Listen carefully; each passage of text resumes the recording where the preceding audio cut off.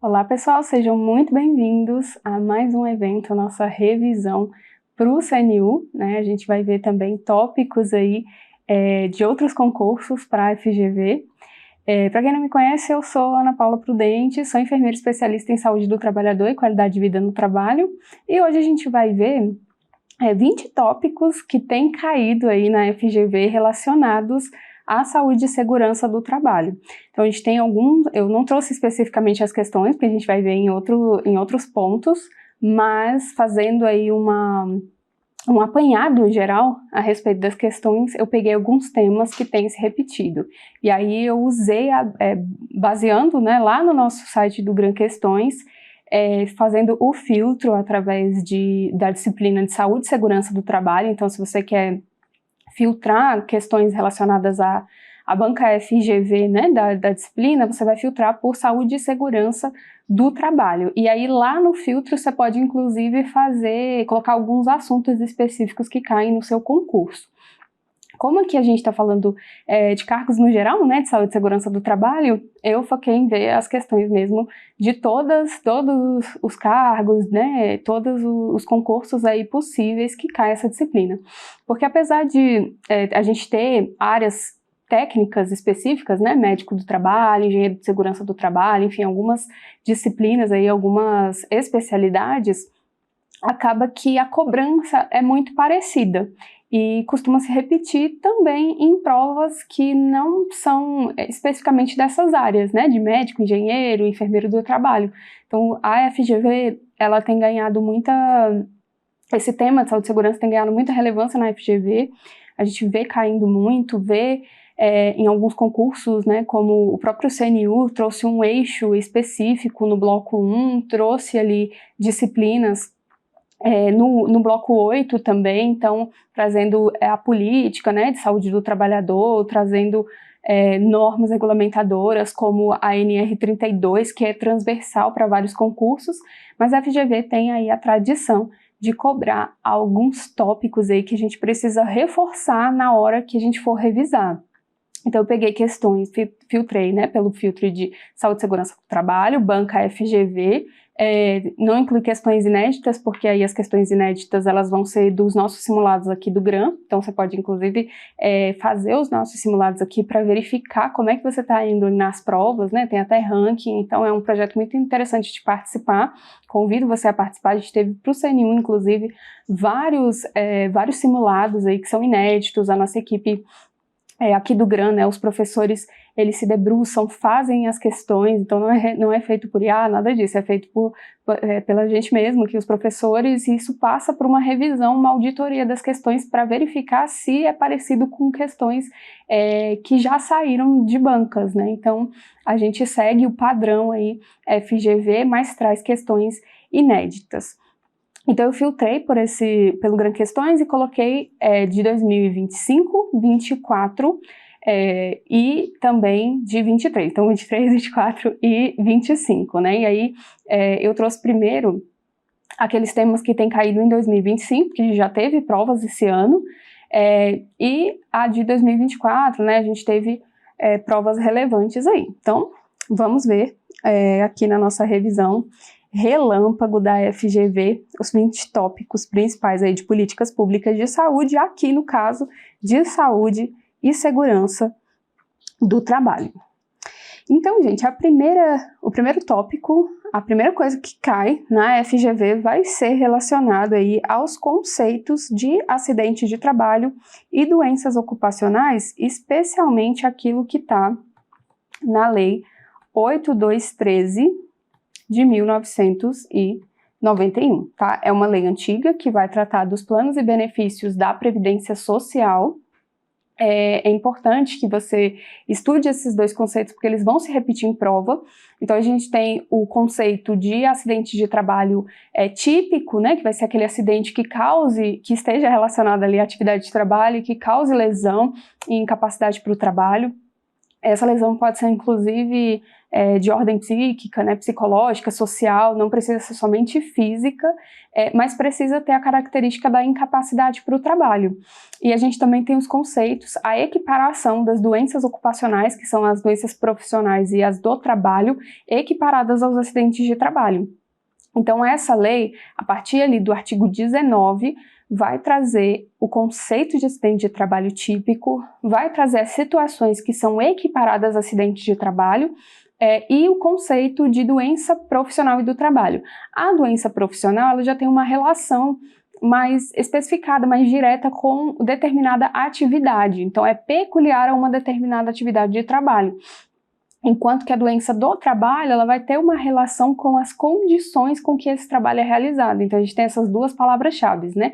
Uma, aí a profissional, tá aí peculiar às atividades do trabalho, e a doença do trabalho vai ser relacionada àquelas condições com que esse trabalho é realizado. Então há essa caracterização. Esses dois conceitos, né, esses três conceitos, na verdade, são importantes, porque é o acidente de trabalho típico, a questão relacionada às equiparações e as doenças profissionais e do trabalho. Então, são importantes. Outras situações, né, também cobrado as situações que são equiparadas, então violência, né, a questão do ato de terrorismo, enfim, qualquer outra causa aí externa que dentro desse trabalho esteja relacionada, né, aquela atividade de trabalho naquele ambiente, vai estar sendo considerado aí acidente de trabalho.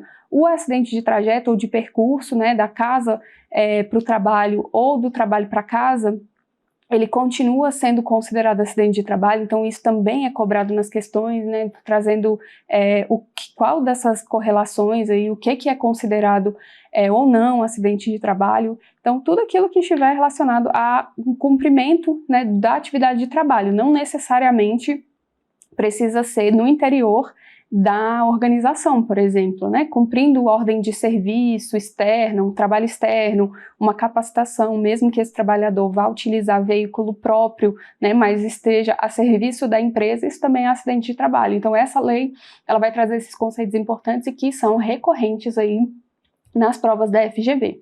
Outra coisa que é também relacionada aí a esse acidente de trabalho, são conceitos que estão caindo em desuso, mas a FGV cobrou em todos os anos praticamente. Esse ano de 2025 é uma aposta que eu fiz inclusive para o CNU, quando a gente foi resolver questões, que é o ato inseguro e a condição insegura no ambiente de trabalho. Então, a questão da correlação, né, de causas de acidentes de trabalho.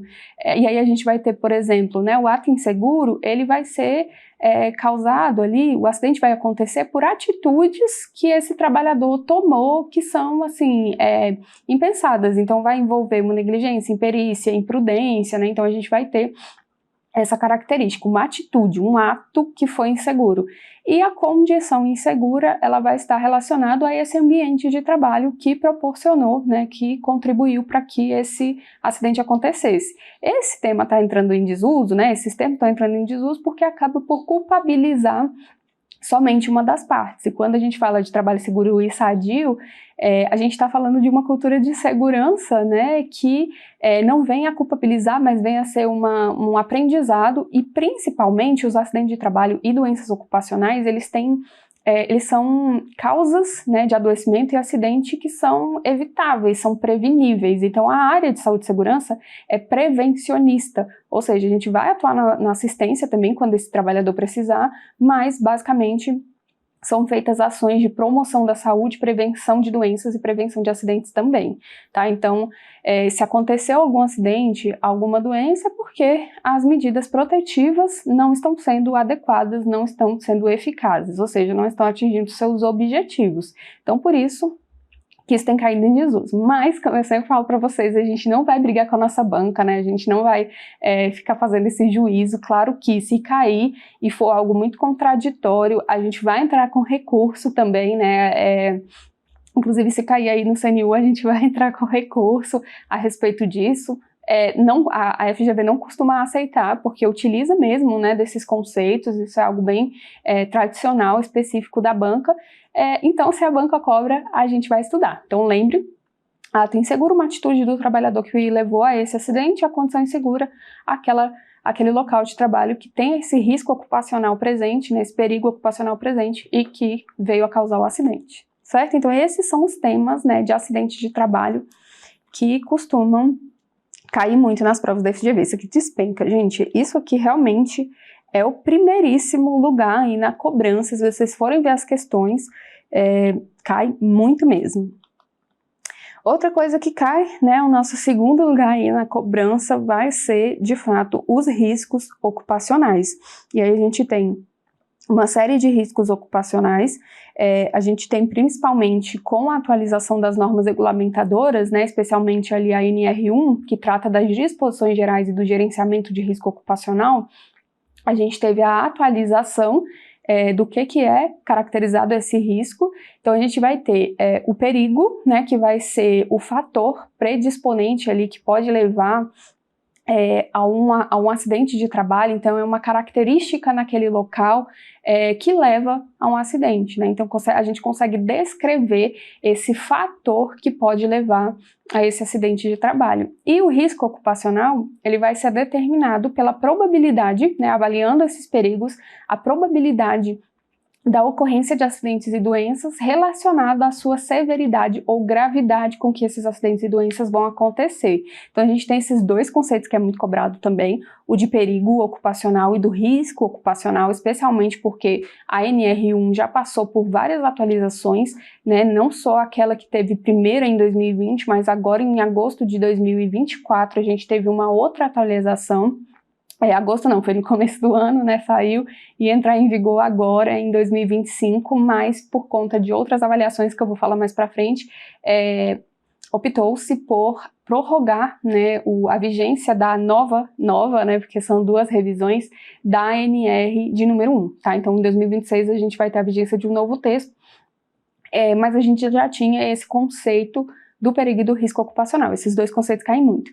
E outra coisa, a caracterização de cada um desses riscos ocupacionais. Então, o que vão ser os ambientais e os demais riscos? Então, a gente vai ter os riscos ambientais, que vão ser considerados os físicos, químicos e os biológicos, e a gente vai ter outros também aqui, que vão ser o de acidente ou mecânico, né? Porque a FGV, no caso aqui, vai englobar o risco de acidente e mecânico, então vai ser mecânico e de acidente. Por que a gente faz essa diferenciação? Mecânicos. Por que a gente faz essa diferenciação? Porque o de acidente vai ser algo mais geral, né, que vai ser generalista ali, relacionando qualquer tipo de chance, né, de fator naquele ambiente de trabalho que possa levar a essa ocorrência de acidente, e o mecânico está ligado a máquinas, ferramentas, equipamentos nesse local de trabalho. Mas eles estão mais ou menos no mesmo bolo, tá? Para fins de prova a gente engloba nos dois. E os ambientais vão ser aqui os três, tá? Os físicos, os químicos e os biológicos. Então, o risco físico, que é representado, né, nas ferramentas de avaliação de risco, porque quando a gente vai representar, que seja um simples, né, um mapa de risco, ou vai fazer uma avaliação maior, a gente precisa de cores para identificar esse risco nesse ambiente de trabalho. E aí cada um desses riscos vai ter uma cor. O risco físico, ele vai ser determinado aqui pela corzinha verde, tá? E aí esse risco físico, ele vai ser qualquer tipo de fonte ou energia que possa acarretar um adoecimento ou um acidente de trabalho. Então, por exemplo, a exposição à radiação, ao calor, ao frio, a umidade entra aqui, né? A umidade seria como se fosse um fator de risco, né, nesse local, e não determinaria em muitas literaturas como um risco físico, mas para a FGV, umidade é risco físico, tá? Não brigue com a banca, a gente vai aceitar, tá bom? Porque às vezes a gente aprofunda tanto os nossos estudos que a gente acaba errando na prova por falta de conhecimento mesmo a respeito quais são as literaturas aí que a banca tem utilizado. Então, para a FGV, umidade é considerada risco físico, tá? Qualquer coisa a gente entra aí com recurso também, mas a gente não briga com a banca, né? E a gente tem também os demais ambientais, né? Que são os químicos, representados pela cor vermelha. Isso é importante, cai em prova também, tá? Essas cores. O risco químico, ele vai ser basicamente a exposição aos riscos, né, a substâncias químicas no geral e suas formas de dispersão. Então a gente vai ter uma série de formas de dispersão, por exemplo, as poeiras, névoas, neblinas, gases, vapores, vai depender de como essa substância química ela vai estar presente naquele ambiente e a forma de produção. Então, dependendo do fator produtivo, durante ali a industrialização, né, desse processo, seja para extrair algum produto, o refinamento, enfim, a gente pode ter a dispersão de gases, de vapores, de outras formas aí, dessa substância química. Então, esse é o risco químico. O outro risco ambiental, que são só esses três, vai ser o risco biológico, que vai ser representado pela cor marrom, que vai ter ali os micro-organismos, fungos, vírus, bactérias, protozoários, que vão estar relacionadas aí a essa exposição ocupacional. A gente tem os demais também. O mecânico de acidente, como eu já falei para vocês, vai ser representado aí pela cor azul, e os ergonômicos, gente, vai ser representado pela cor amarela. E aí, nesse caso aqui, a gente teve inclusive a atualização da NR1 e da 17 também. O risco, isso já era, né, pacificado, mas a gente teve um aprofundamento maior a respeito da avaliação dos riscos ocupacionais relacionados aos riscos psicossociais. Então, os ergonômicos, eles vão envolver não só a ergonomia física, cadeira, mesa, posto de trabalho, antropometria, biomecânica, levantamento de peso, tá? Vai ter também a questão cognitiva, psicológica, né, psicossocial desse trabalhador. Então, quando a gente for avaliar os riscos ergonômicos, precisa se avaliar também o risco psicossocial, que está relacionado muito ao adoecimento mental no trabalho, que tem crescido muito, né? Em 2024 foram notificados cerca de 461 mil casos de transtornos mentais relacionados ao trabalho, dando destaque aí à síndrome de burnout, tá? Então, esse risco ergonômico, representado pela cor amarela, ela também, né, vai englobar os riscos psicossociais. Outra coisa que cai muito, gente, as medidas de proteção contra o risco ocupacional, especialmente aqui a hierarquia desse controle de riscos, tá? Dessas medidas de proteção. Isso aqui teve uma atualização na NR1, mas se utiliza, né, essa bibliografia que está relacionada a essa hierarquia. Na nova atualização da NR1, meio que a substituição entrou nos controles aqui de engenharia, né, que seriam as proteções coletivas. Então, como é que funciona essa hierarquia, né? A gente tem aqui as medidas que vão ser de maior eficiência, de maior eficácia, e as de menor eficiência. E aí, o que acontece? Primeiramente, o que a gente vai ter? A tentativa da eliminação desse perigo na fonte, desse risco na fonte. Então, se é um maquinário que oferece algum tipo de risco, eu tento eliminar, tá? Eu tento trazer a eliminação desse maquinário, dessa atividade. Não foi possível, eu vou tentar substituir por uma tecnologia mais adequada, tá? E aí, não tendo tecnologia disponível, né, não é uma possibilidade, ou ainda oferece um risco residual, eu vou tentar controles ou medidas aí que são consideradas medidas de engenharia, que aí a gente vai ter a questão, né, relacionada a um layout desse trabalho, enclausuramento, enfim, vai ter uma série de medidas. Depois desse controle de engenharia, ainda tendo mais esse risco, né, ainda persistindo esse risco ou não sendo possível esse controle coletivo de engenharia, eu vou tentar controles administrativos. Então, eu vou trazer rotinas, trabalho que seja em turnos diferentes, limitar o tempo desse trabalhador a essa exposição. Tem uma série de medidas organizacionais para não trazer mais exposição para esse trabalhador. E por último, eu vou adquirir o EPI, tá? Introduzir o equipamento de proteção individual. Então a gente pensa logo em primeiro lugar no EPI, né? Porque a gente vê muita utilização desses equipamentos, mas em última instância que eles vão ser utilizados. Então quando eu ainda tenho risco residual, eu preciso utilizar o EPI, tá? Então e o EPI ele é bem comum, né, para trazer mais proteção aí para esse trabalhador. Então cuidado com isso aqui.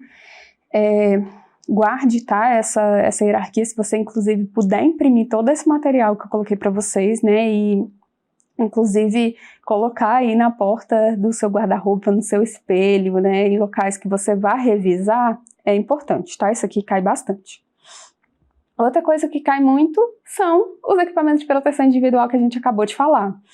O que é especificamente de EPI? A gente tem a cobrança, né, na maioria das provas da NR de número 6, que vai tratar especificamente do EPI, o conceito relacionado a esse equipamento de proteção individual e o que está lá no anexo 1 da NR6, tá, gente? Então, a NR6 ela é importante porque só é considerado equipamento de proteção individual aquele que tem um certificado de aprovação aprovado e que esteja na relação do anexo 1 da NR6.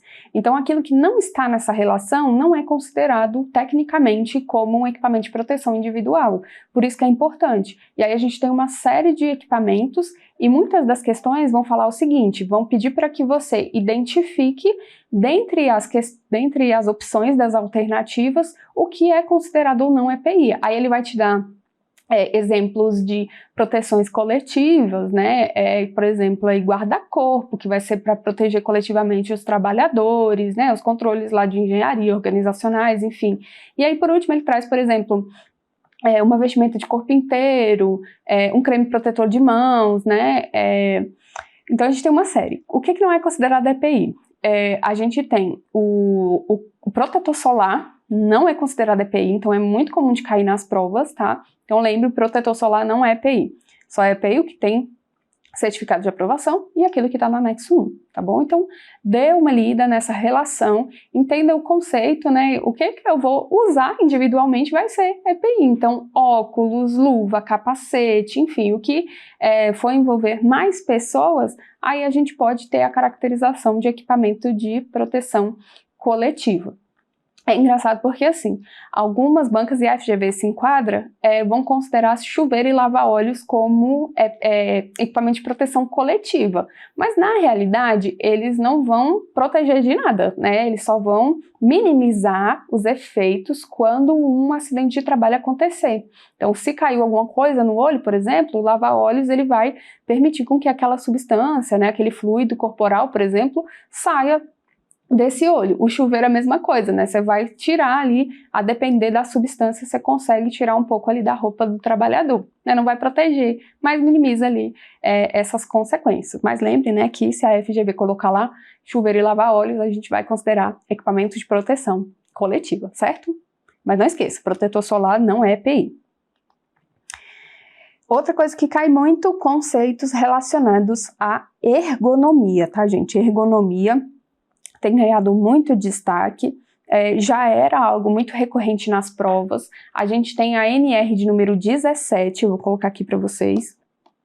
NR 17, a gente tem aula na nossa matriz, que está relacionada a essa NR 17. Eu quero depois fazer uma nova aula só para a gente falar de ergonomia cognitiva, as novas práticas que a gente tem para identificar os riscos psicossociais, mas essa ergonomia, ela vai envolver não só aqueles conceitos clássicos que a gente conhece, né, que a própria NR17 repete muito, né, trouxe muito ao longo do tempo, e que quem já faz concurso para a área já sabe que cai bastante. Então, temas relacionados ali à altura dos olhos, né, da distância ao olho-tela, a questão relacionada à postura, o trabalho, né, que possa ser realizado, que deva ser realizado em pé. A gente precisa ter assentos à disposição dos trabalhadores, a questão dos trabalhadores de check-out, né, os requisitos ali, as disposições, que é relacionada ali, por exemplo, a quem trabalha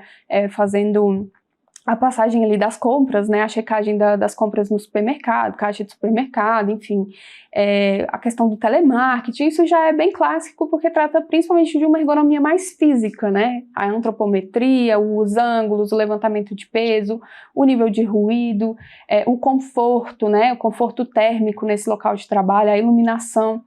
Então isso já é mais clássico. Mas agora tem caído outras disposições também, porque dentre os riscos ergonômicos a gente tem os psicossociais. E os riscos psicossociais agora são, a gente precisa ter a avaliação obrigatória no programa de gerenciamento de riscos. Isso veio com a atualização da NR1, E, como eu falei para vocês, ia entrar em vigor agora em 2025, mas foi prorrogado por mais um ano para as empresas se organizarem e conseguirem entender um pouco mais as ferramentas para poder fazer a análise adequada desses riscos psicossociais. Porque, ao contrário dos demais riscos ocupacionais, a gente consegue trazer uma quantificação, né? A gente consegue quantificar, então a gente traz a correlação, por exemplo, que está relacionada a probabilidade, né, da ocorrência. Então, quando a gente tem, por exemplo, um nível de ruído, a gente consegue trazer a avaliação desse ruído em decibéis, né, a gente consegue verificar a fadiga, enfim, a gente tem uma série de ferramentas ali dessa ergonomia física para poder trazer a padronização.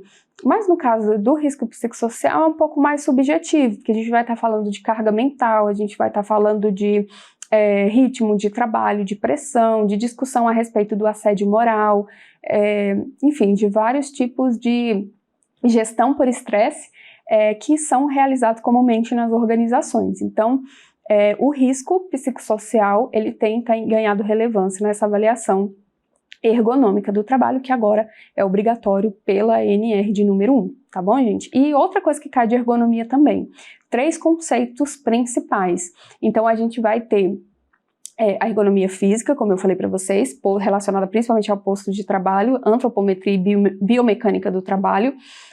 A ergonomia cognitiva, que vai falar principalmente aí da carga mental relacionada a esse trabalho, a atenção que se precisa ter, o próprio adoecimento mental, o sofrimento mental relacionado ao trabalho. Então, quando ele citar nas questões, por exemplo, a ocorrência de alguma doença mental pode estar relacionado a essa ergonomia cognitiva. E aí a própria ergonomia, as ferramentas de ergonomia cognitiva que vão trazer a prevenção desse adoecimento. E outra coisa é a ergonomia organizacional, que está relacionado à forma com que esse trabalho vai ser realizado, os processos de trabalho em si. Então, se esse trabalho é realizado presencialmente, se tem teletrabalho, as diversas discussões relacionadas à organização em si desses processos, desse mapeamento do trabalho, tá? Então, a gente tem esses 3 conceitos, físico, cognitivo e organizacional, certo? Então, isso que geralmente cai aí nas provas da FGV relacionada a esse risco aí, a essa ergonomia. Acabei de citar os riscos psicossociais, que vão estar relacionados principalmente a essa gestão por estresse, a metas irreais, né? A gente tem a questão relacionada ao adoecimento em si. Então, o próprio conceito do risco psicossocial, né? Então, os conceitos aí relacionados a esse risco psicossocial e a característica aí da ergonomia cognitiva também relacionada. E as ferramentas aí relacionadas também à avaliação, tá? E aí eu vou trazer essa atualização para vocês depois.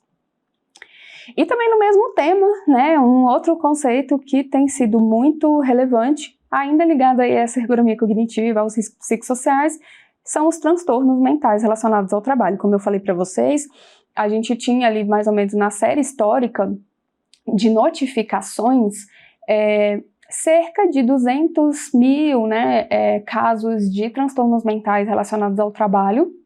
Esse número, ele é um número que sofre uma subnotificação, porque a gente está falando muitas vezes de comunicação de acidentes de trabalho, né, e aí a CAT, ela vai ser obrigatória principalmente ali aos segurados da Previdência Social. Quem está em outros regimes de trabalho, muitas vezes não há essa emissão da CAT. E a gente também tem a questão das notificações, que começou a ser de notificação compulsória, né, para os profissionais, a partir ali de 2024, né, mais ou menos 24, né, com 2025 trazendo mais obrigatoriedade, né. Então, para ser mais claro, agora as doenças ocupacionais, elas são doenças de notificação compulsória ao sistema de informação de agravo de notificação. Então, os profissionais de saúde precisam fazer essa notificação, é algo obrigatório, e os transtornos mentais relacionados ao trabalho também estão dentro dessa notificação. Essa notificação ao SINAM é basicamente para fins de organização das políticas públicas e aporte, né, para essa área para a rede de saúde do trabalhador na saúde pública e também em outras áreas, mas está relacionada à saúde. A comunicação de acidente de trabalho, a CAT, ela é para fins previdenciários ao INSS, mas esses dados também são utilizados para outras finalidades também, tá? Então, só para vocês terem uma ideia, teve uma notificação em 2024, né, o ano todo, de um aumento aí de 461 mil, ou foi 70, não lembro agora, vai ter uma margem aí de erro, mas foi aí mais de 450 mil notificações de transtornos mentais relacionados ao trabalho, dando destaque aí à síndrome de burnout e os transtornos aí ansiosos e depressivos. E aí uma coisa que cai muito na FGV vai ser a característica dessa síndrome de burnout. A síndrome de burnout vai ser a síndrome do esgotamento profissional. Então, tem uma característica da pessoa, ela sentiu uma exaustão física e mental muito profunda, a exaustão mental sendo ainda mais característico, porque muitas vezes a pessoa descansa fisicamente, mas a cabeça não para. Ela tem a característica de, além da exaustão, ter a despersonalização dessa pessoa, né, despersonificação, a pessoa age no piloto automático como uma forma de se autoproteger, e há também outras sensações aí que estão relacionados à labilidade do humor, né? Então a pessoa pode se tornar mais agressiva, existe o isolamento social, então ela já não quer mais conversar, né? Já não tem mais aquele brilho mesmo, né, para fazer o seu trabalho. Então é característica do esgotamento profissional, e a FGV tem cobrado bastante o conceito do que pode ser, trazendo essas características, né, que eu estou falando para vocês, qual síndrome que ela está relacionada. A síndrome de burnout passou a ser, não digo caracterizada, mas reconhecida como doença ocupacional em 2020. Oficialmente no Brasil a gente tem o aumento desse estudo em 2022, né, esse reconhecimento mesmo,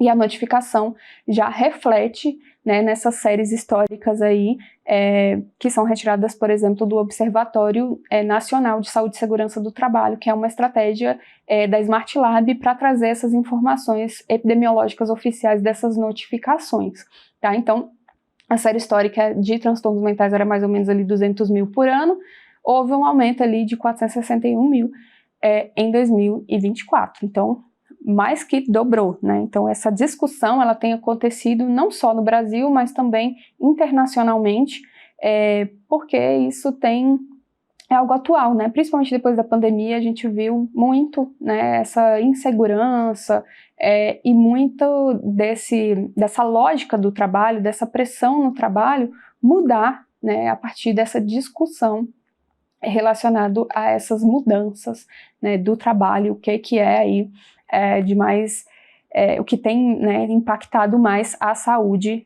mental desses trabalhadores, certo? Então, cai muito. Outra doença ocupacional que tem uma relevância muito grande no nosso país, o primeiro lugar aí das doenças ocupacionais, são as lesões de esforço repetitivo ou distúrbios osteomusculares relacionados ao trabalho. Então, vão representar para a gente aí a maior parte das doenças ocupacionais, muito por conta aí dos movimentos repetitivos que são realizados no trabalho, mas a gente também tem a questão de biomecânicas e do próprio desgaste, né, para esse trabalho, e as questões psicossociais, psicológicas também vão impactar nesse adoecimento. Então essas lerdortes vão ser representadas por qualquer tipo de doença do sistema músculo-esquelético e também neural relacionada às atividades do trabalho, né, essa sobrecarga no trabalho. Então a gente tem uma série de tendinites, uma série de bursite, né, uma série de ites aí relacionados ao sistema musculoesquelético, a questão de tensões musculares, problemas de coluna, problema nos membros inferiores. A maior parte, né, das lerdortes acontece principalmente nas mãos e nos membros superiores por conta dessa manipulação desses membros.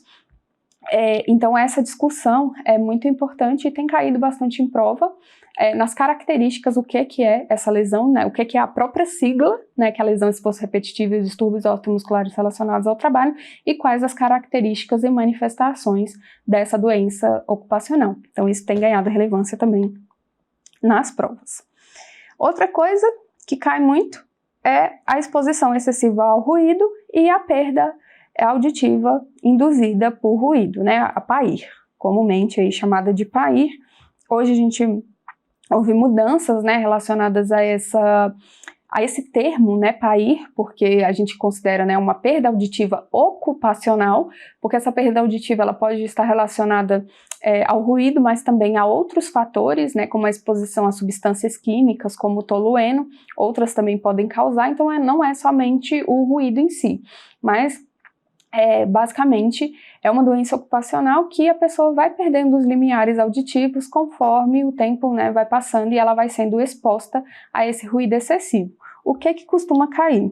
NR15 vai caracterizar para a gente essa exposição excessiva como uma atividade relacionada a uma operação, né, atividade de operação insalubre, e aqui a gente vai ter os limites de tolerância para ruído contínuo ou intermitente. Então costuma cair essa tabela que está lá no anexo da ANR de número 15, que trata de atividades e operações insalubres, tá, gente? Então,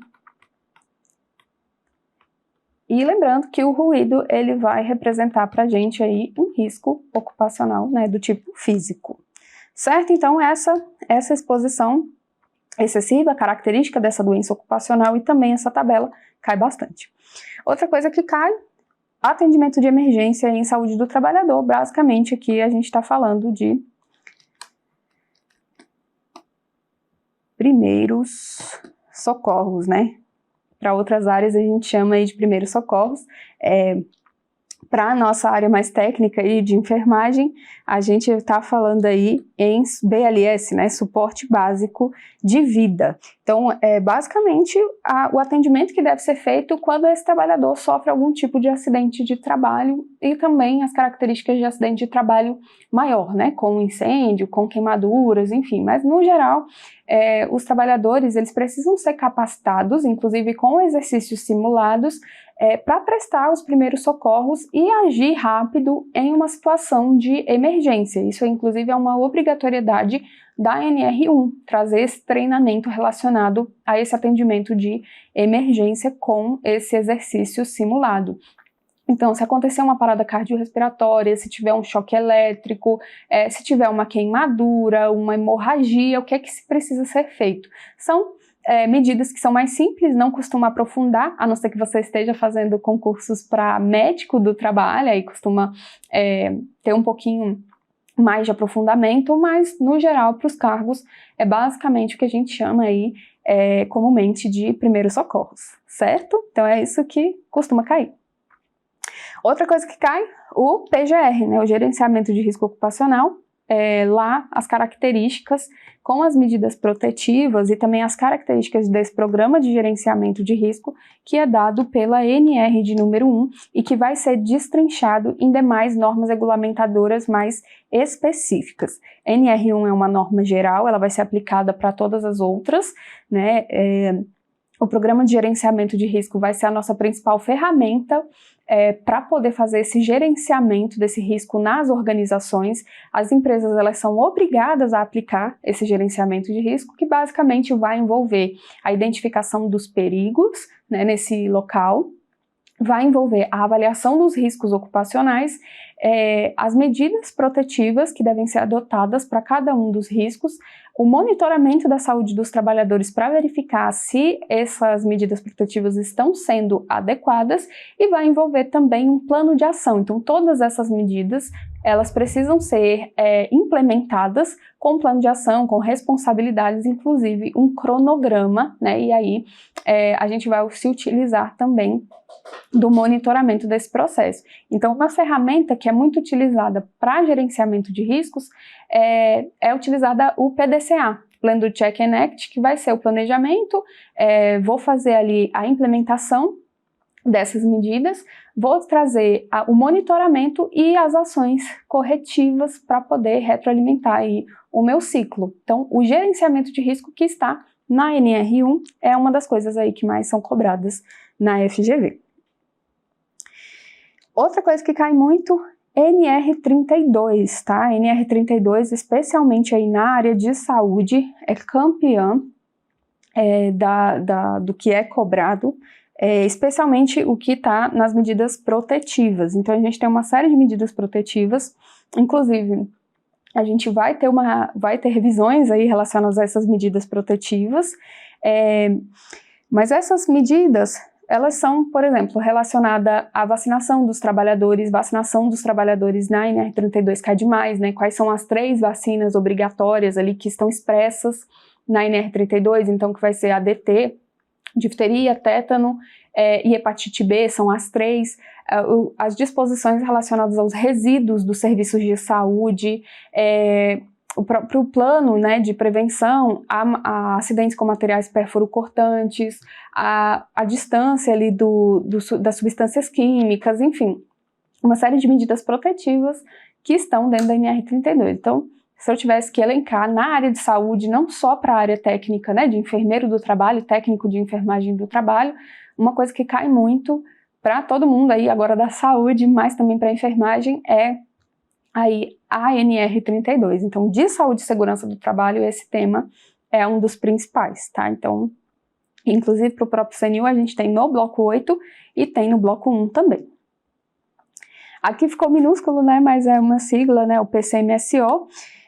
O PCMSO, ele vai ser o Programa de Controle Médico de Saúde Ocupacional, instituído pela própria CLT, mas a gente tem ali as disposições técnicas na NR de número 7.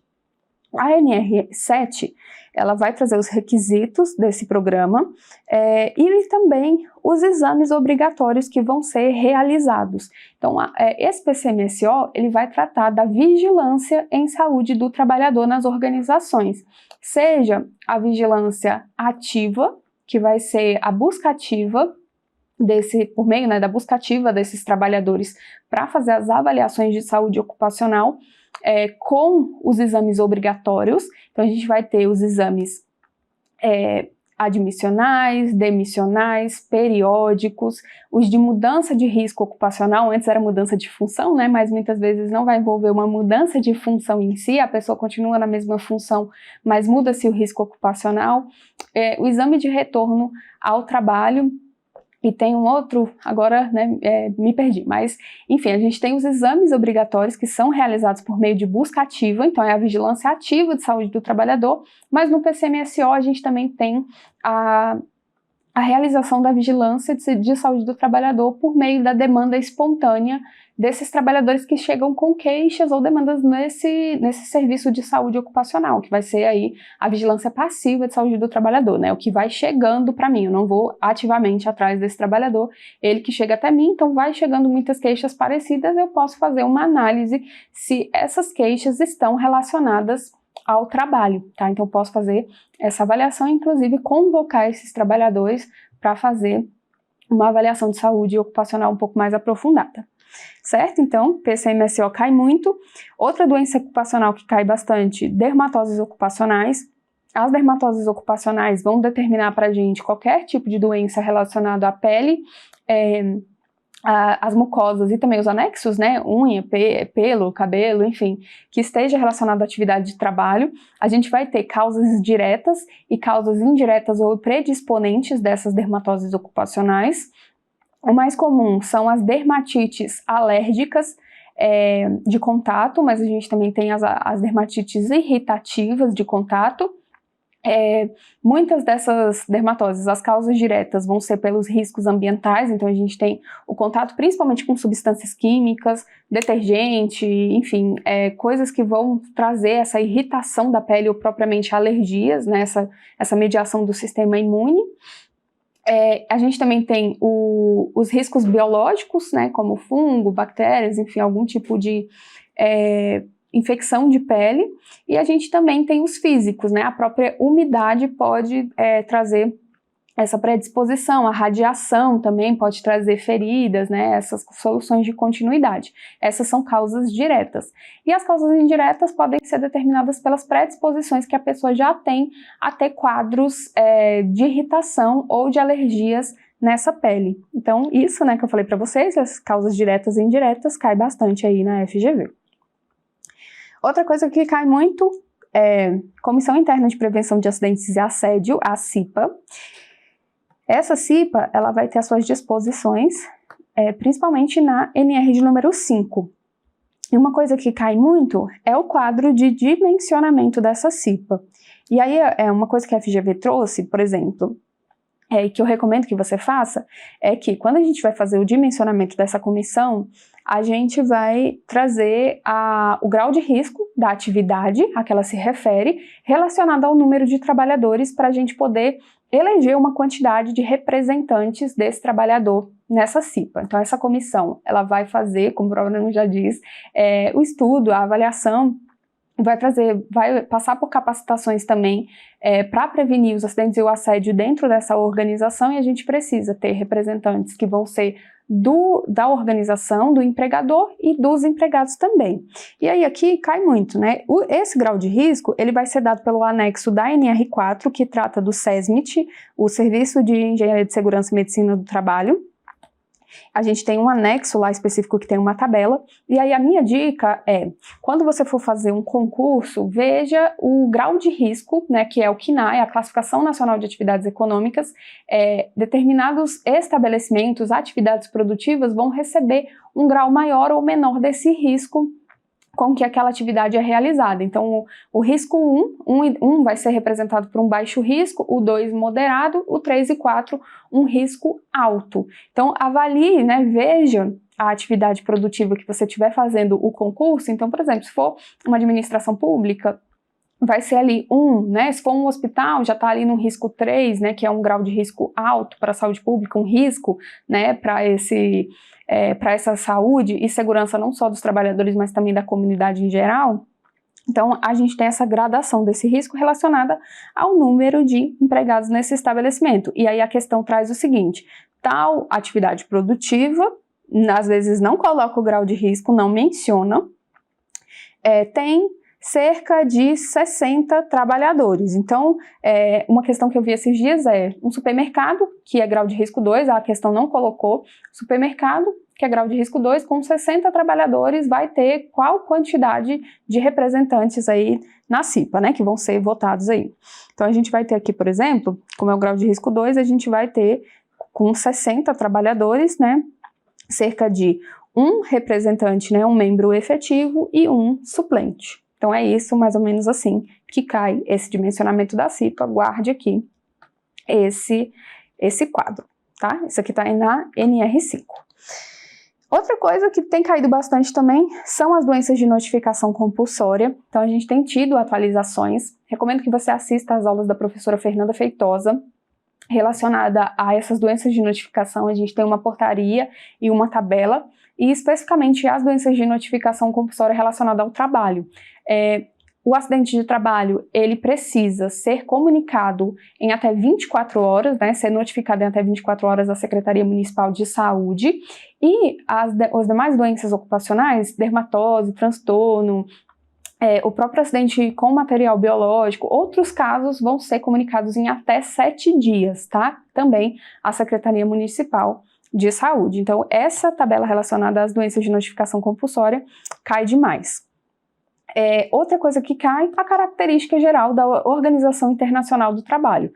Não muitas vezes a questão das convenções, mas o que é propriamente essa Organização Internacional do Trabalho. Então, essa vai ser uma organização que foi criada em 1919 para trazer basicamente a discussão mundial relacionada ao trabalho seguro e sadio, inclusive combatendo o trabalho escravo no mundo todo. Então, a FGV gosta de cobrar o que é propriamente a Organização Internacional do Trabalho.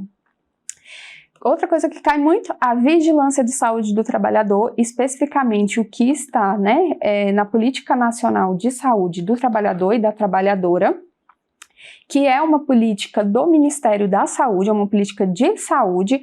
Por favor, não confunda, tá, com a Política Nacional de Saúde e Segurança do Trabalho, que é uma política que foi feita das áreas, né, relacionadas aí à área tripartite relacionada à saúde, trabalho e previdência social. É algo elaborado pelo Ministério do Trabalho e Emprego com a parceria dessas demais instâncias, tá? a Política Nacional de Saúde e Segurança do Trabalho é diferente da Política Nacional de Saúde do Trabalhador e da Trabalhadora. O trabalhador e da trabalhadora vai ser da Saúde, Ministério da Saúde. Então veja o que está especificamente relacionado a esse conceito da vigilância de saúde do trabalhador. Outra coisa que cai demais, adicional de insalubridade e de periculosidade. A insalubridade, né, nas atividades e operações insalubres, na NR de número 15, então aquilo que está nos anexos, especialmente se você está falando da área de saúde, dos agentes biológicos, e nas atividades e operações perigosas, a gente vai ter as disposições na NR 16.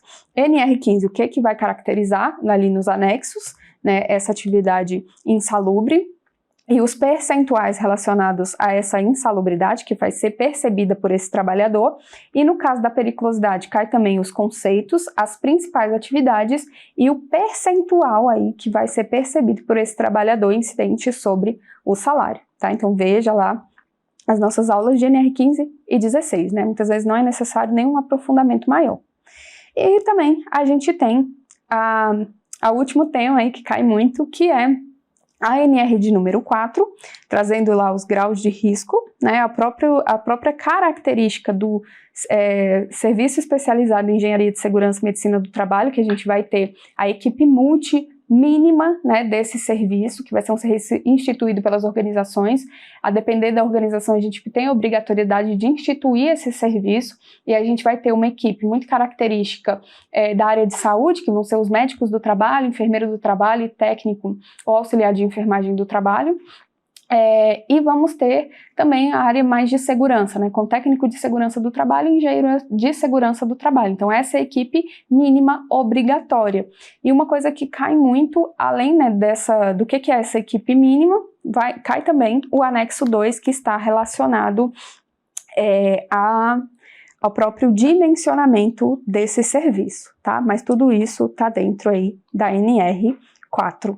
Eu tinha colocado aqui as questões, mas acho que não está ativo o link, depois eu passo direitinho para vocês. Certo, gente? Então esses são os 20 tópicos aí principais que são muito cobrados aí pela banca FGV. Espero que tenha ajudado aí a clarear um pouco mais os seus estudos e assista às nossas aulas da matriz, né? Porque a gente vai estudando com muito cuidado, né? Com muita dedicação aí cada um desses tópicos. E nós vamos resolver aí muitas questões aí nos próximos eventos, certo? Muito obrigada pela companhia, bons estudos e até a próxima!